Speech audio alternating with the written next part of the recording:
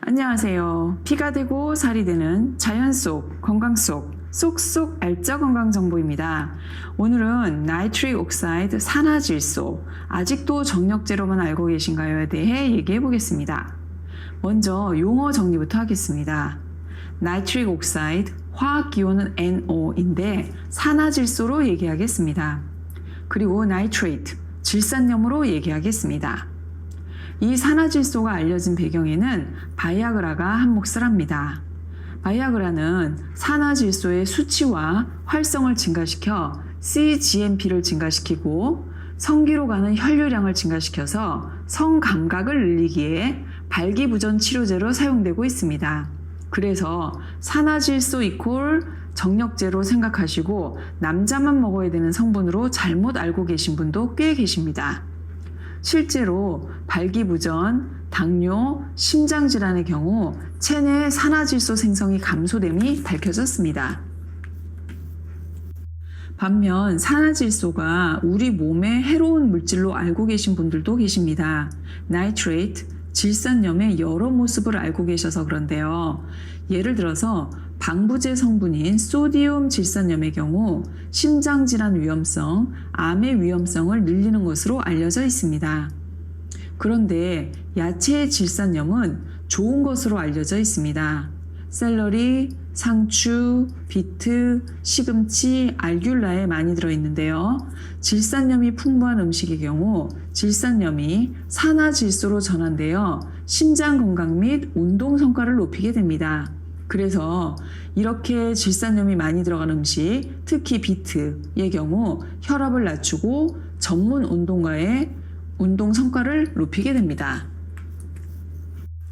동일한 질산염인데 왜 방부제 질산염은 발암물질이고 야채의 질산염은 좋은 물질로 작용하게 될까요?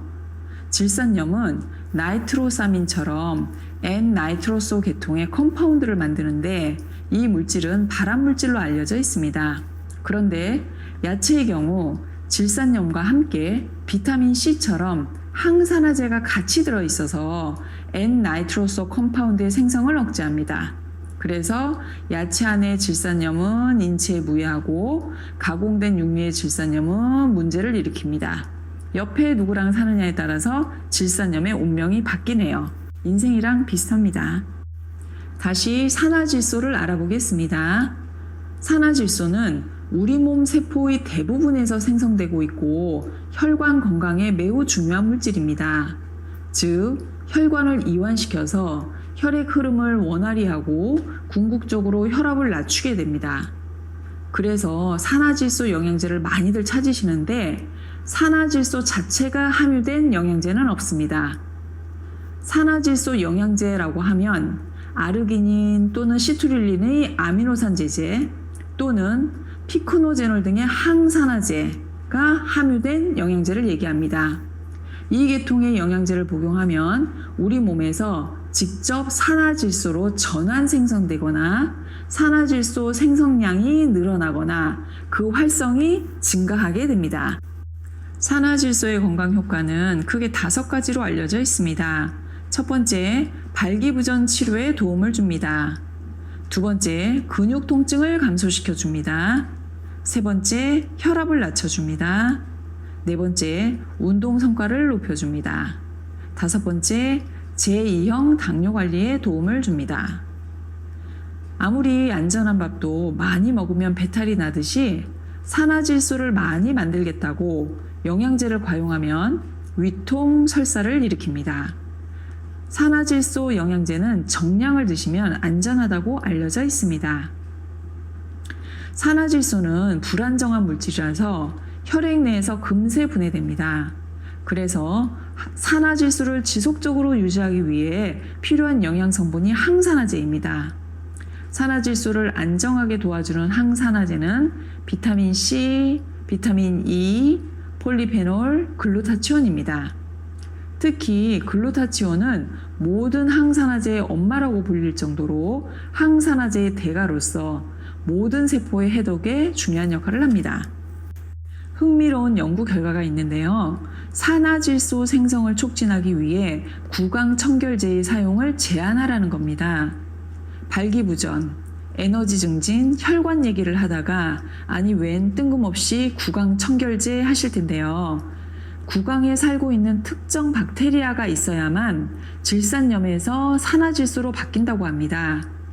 구강 청결제는 산화질소 생성에 필요한 박테리아를 최장 12시간까지 죽인다고 하네요. 구강염증에는 도움이 되겠지만 산화질소 생성에는 그리 좋지 못합니다.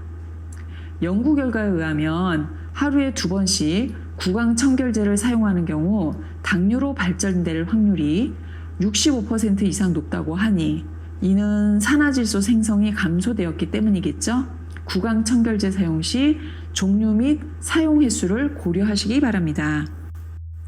또한 연구 결과에 의하면 운동은 혈관 내의 상피세포의 온전성을 유지하고 산화질소 생성을 돕는 것으로 알려져 있습니다.